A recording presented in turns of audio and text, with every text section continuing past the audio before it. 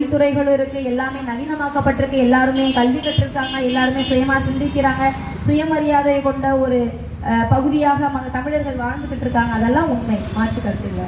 ஆனா இங்க இருக்கக்கூடிய இந்த பொருளாதார வளர்ச்சி, இங்க இருக்கக்கூடிய இந்த உற்பத்தி வளர்ச்சி, இங்க இருக்கக்கூடிய நவீனங்கள், கருவிகள் எதுவுமே இங்க தோன்றியது கிடையாது. இங்க எந்த சுதேசி முதலாளிகளும் வளர்க்கப்படவும் இல்லை, அவங்க வளரவும் இல்லை, நசுக்கப்பட்டிருக்காங்க. அப்ப தரகு முதலாளிகளையும் ஏகபோக முதலாளிகளையும் வளர்த்து விடக்கூடிய இந்த ஒன்றிய பாஜக அரசு இங்க இருக்கக்கூடிய தேசிய இனங்களை ஒடுக்குமுறைக்கு தான் உட்படுத்திக்கிட்டு இருக்காங்க. அந்த ஒடுக்குமுறையின் வடிவங்களாகவே ஒவ்வொரு திட்டங்களையும் இங்க கொண்டு வந்துகிட்டு இருக்காங்க. இங்க இந்த மொழி திணிப்புங்கிறது, இந்த மொழி திணிப்பை எதிர்த்து கிட்டத்தட்ட 3 மாபெரும் மொழி போர் நடந்திருக்கீங்க.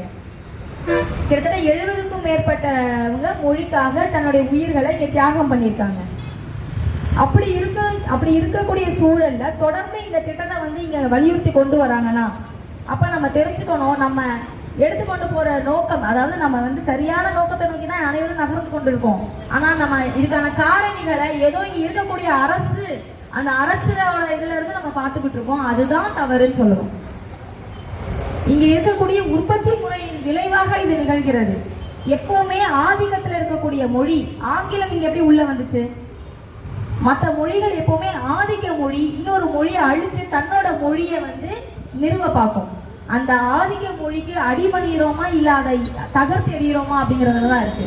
அப்ப ஒரு தேசிய இன விடுதலை இல்லாத ஒரு இனம், அந்த மொழி ஒடுக்குமுறைக்கு தான் உள்ளாக்கப்படும்.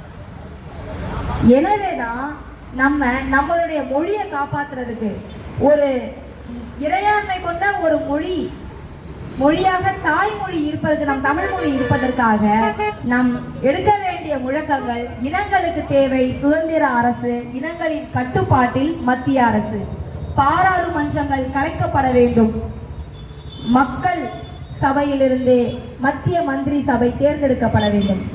அது வரைக்கும் தற்காலிகமாக நம்ம சுய நிர்ணய உரிமை கொண்ட ஒரு தேசிய இனங்களின் கூட்டாட்சி முறைக்காக இது பண்ணலாம். அதுக்காக இதெல்லாம் நடக்கிற வரைக்கும் நாங்க அமைதியாவே தான் இருக்கணுமா, காத்துக்கிட்டு தான் இருக்கணுமான கிடையாது.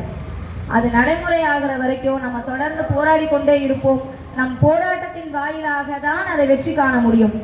எனவே நாம் பாரதிதாசன் வழிகளிலே இன்னலை ஏற்றிட மாட்டோம், கொள்ளும் இந்திய பொதுமொழி இந்தி என்றாலோ கண்ணன் கிழிந்திட நேரும்.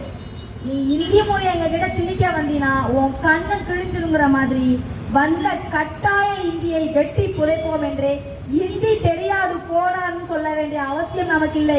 இந்தி தேவையில்லை போடா என்று சொல்லி வாய்ப்பளித்தமைக்கு நன்றி கூறி விடைபெறுகிறேன்.